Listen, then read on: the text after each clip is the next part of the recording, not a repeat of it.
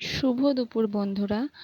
এখন যে ভিডিওটা আমি শ্যুট করেছি এটা হচ্ছে গতকালকের মানে 18 তারিখের 18 অক্টোবর। তো দুপুরবেলায় বাবু খেলতে খেলতে পড়ে গেছিল।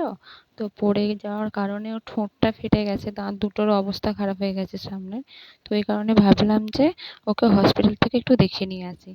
তো মগরা যাবো না পোলবা যাবো এই নিয়ে একটু কনফিউজ হচ্ছিলাম।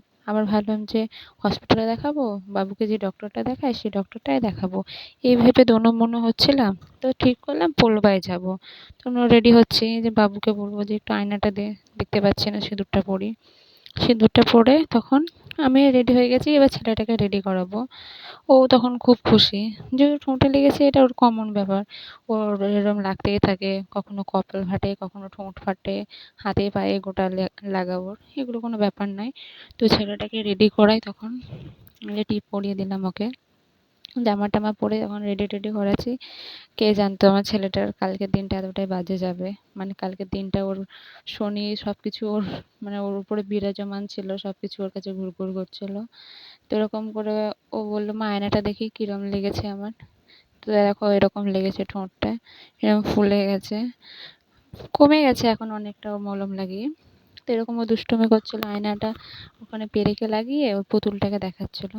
এই যে আমরা সাইকেল নিয়ে বেরোলাম। তারপরে হলো এই কাণ্ডটা। এটা হচ্ছে সাইকেলে ওর পা ঢুকে যায়। কিছুটা গেছি আমরা যেখান থেকে অটো ধরবো, ওখানে যাওয়ার পথে সাইকেলে ঢুকে যায় পাটা। তো ওখানে একটা বেঁধে ফেঁধে নিয়ে যায়, ওখানে একটা দাদা দেখতে পায়, দাদা বেঁধে দেয়। তো ও খুব কান্না করছিল। হসপিটাল থেকে ব্যান্ডেজ করার পরেও খুব কান্না করছিল। দিয়ে ওর ঠাকুমাকে ফোন করে আসার জন্য, ওর ঠাকুমা আসে। অপেক্ষা করতে করতে ও ঘুমিয়ে পড়েছে। বাড়ি আসি, বাড়ি এসে ওকে একটা আইসক্রিম কিনে দিই।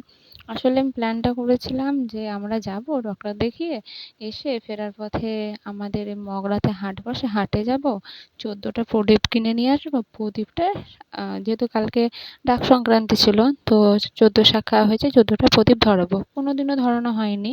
তো ভাবলাম যে ধরাবো। তো এইরকম একটা কাণ্ড হবে, আমি তো খুব নার্ভাস হয়ে গেছিলাম।